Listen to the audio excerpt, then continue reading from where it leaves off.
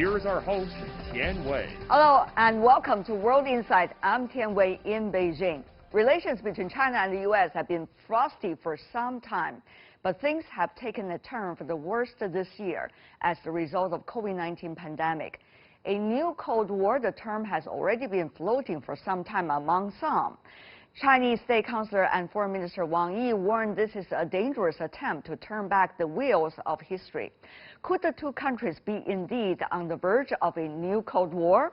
Earlier, I spoke with Professor Graham Allison from the Harvard Kennedy School of Government. He wrote the book Destined for War: Can America and China Escape the Thucydides Trap?, which tries to chart a course whether China and the U.S. can avoid direct confrontation. Let's listen in.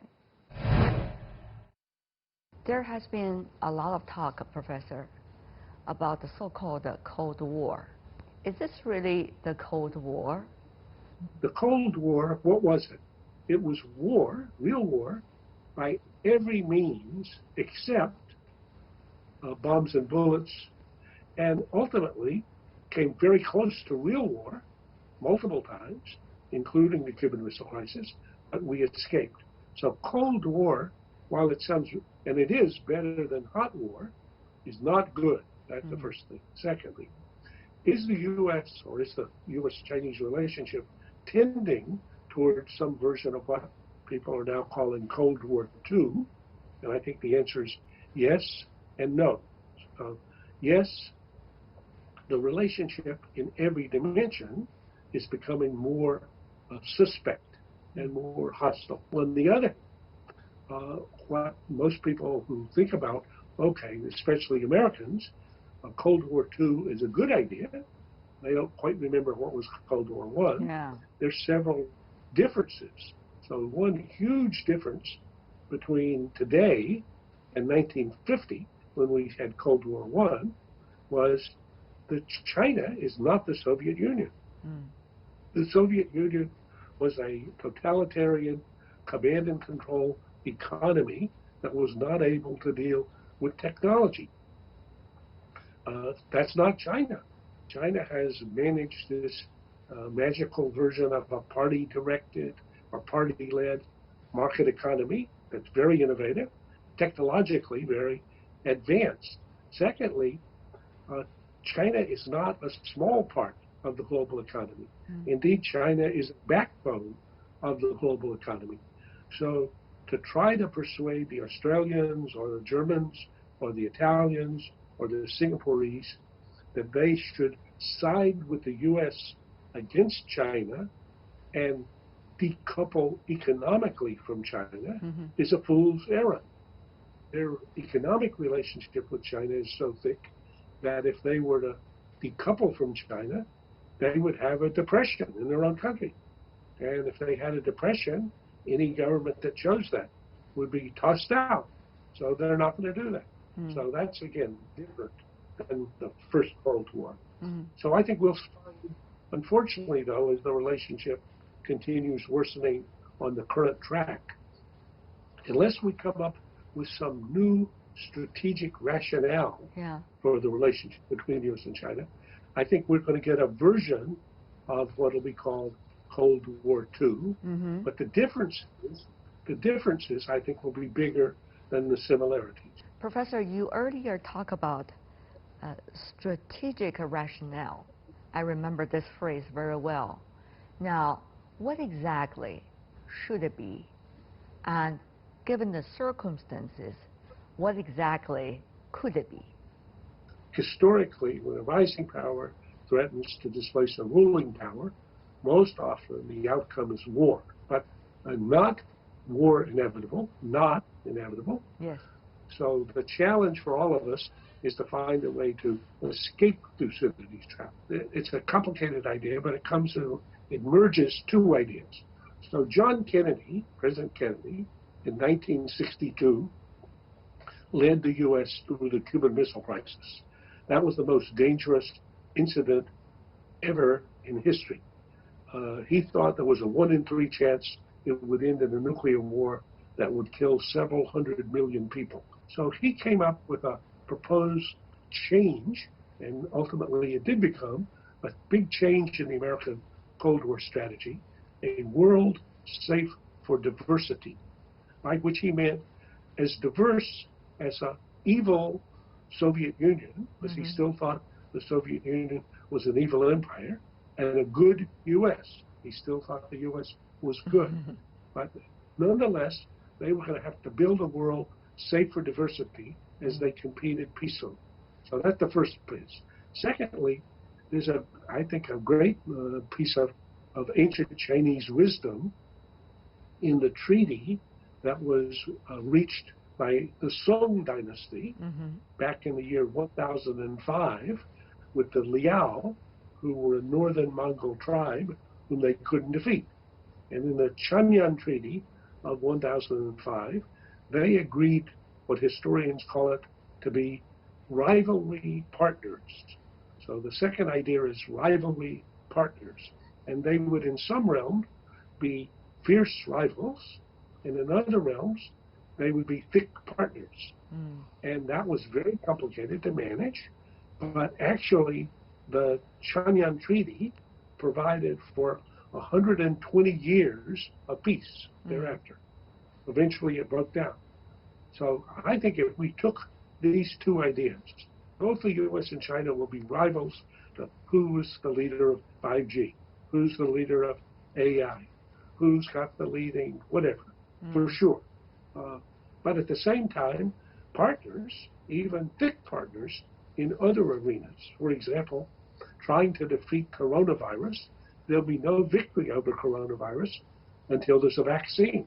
And actually, there are a number of joint efforts between Americans and Chinese pursuing a vaccine.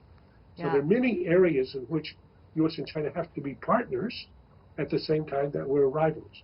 So that's currently the best sort of first approximation of a strategic rationale. Today, China is the world's second largest economy and the top trading partner of over 100 countries. Professor Graham Allison believes that those who seek a new Cold War fail to understand the reality. China is not the same as the former Soviet Union. They also fell short of appreciating the dynamics of China-U.S. relations, especially the balance against the backdrop of great historical changes. What anchored Sino-U.S. relations during great changes? Can the U.S. decouple other countries from the Chinese economy? Professor Allison has his answers. The military-to-military tie, it used to be one of the dangerous relationships between the two countries, but now it become stabilizing factor, as some in the militaries would like to point out. That's an interesting thing because the two militaries are still having and maintaining their communication mechanism even at this very difficult time. So what would that mean? Does it provide us with some kinds of certainties to a certain degree? You used to work in the Pentagon as assistant secretary, so you know this better than most of us, Professor. Well, I think that one thing to be said for both the Chinese and the American military is that they are very realistic. So they are not, they hear the rhetoric, but they think about the reality. And in both countries, the military leadership has a good understanding of what war is and knows that war can kill thousands and tens of thousands and hundreds of thousands, even millions of people. So every chairman of the JCS or member of the JCS, they think war means thousands of combatants killing each other and maybe killing millions of the other countries' citizens in something that is a disaster. So that's healthy. And when the Chinese and American militaries talk to each other, they're very realistic. On the other hand, I think as you've watched the competition between the U.S. and Chinese military continues. Fortunately, they have it since they talk to each other, and when they talk to each other, they generally talk pretty straight. But even that relationship has not developed as rapidly as one would wish or like. If I go back to your Cold War question, in the Soviet Union, particularly after events like the Cuban Missile Crisis, the leaders concluded We can't do that again. This was too dangerous. Right. There were so many ways things could go wrong. So they built levels and forms of communication, including military-to-military conversations about what could go wrong. And I think we should have more of that, yeah. Another thing I want to bring in is about the business ties and also global supply chains. Now, we have heard a lot of rhetorics about how global supply chain would change and resource chain would change. And however, if you look at some of the examples, particularly of huge American companies, such as Apple, their global supply chains from the start of the U.S.-China trade war, quote unquote, until today, it's not as much as what some people would like to see. Of course, those people are minorities of our two countries. I hope they will remain that way, but still, things are not changing in the way that some rhetorical speakers would like it to be. So, Professor, trade is another very concrete thing. What do you make of that branch, that things are not like what the rhetorics have been talking about? Over the last 25 years, China has emerged as the primary workshop of the world, the primary manufacturer of everything, and the primary manufacturer of components for everything. So that's a great achievement of the Chinese economy over this period. And mostly, when the theory of the case was the U.S. and China would, quote, grow together, that globalization of the economy and the global integration of supply chains would create a bigger pie, as it does, and therefore more for everybody, and that was ultimately good because the U.S. and China, I think in the American story, China was going to become more like the U.S. and more democratic, and therefore more peaceful.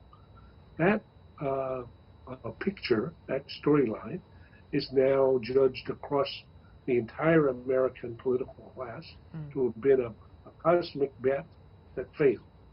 So the rhetoric has that failed, and here we find ourselves, Americans, dependent upon China for many items that are not produced here in the U.S.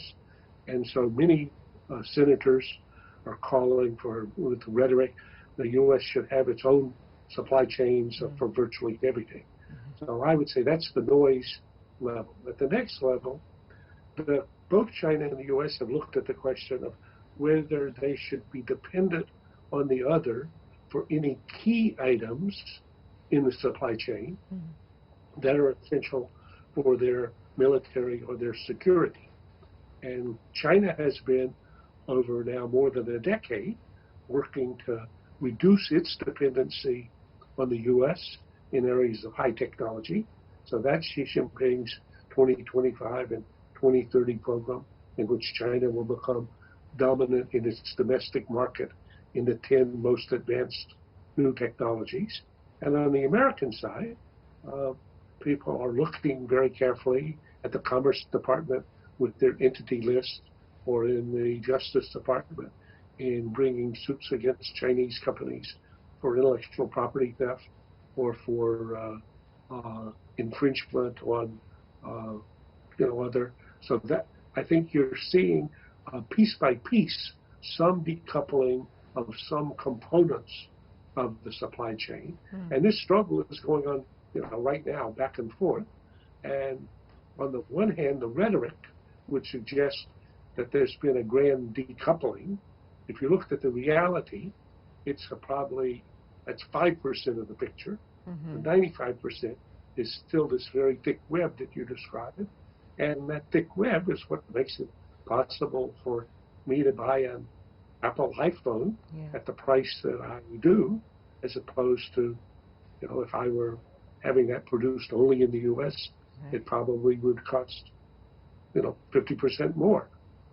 So And I think on the Chinese side, China is working very hard to develop its own capacity to produce advanced semiconductors because it worries very much that if the U.S.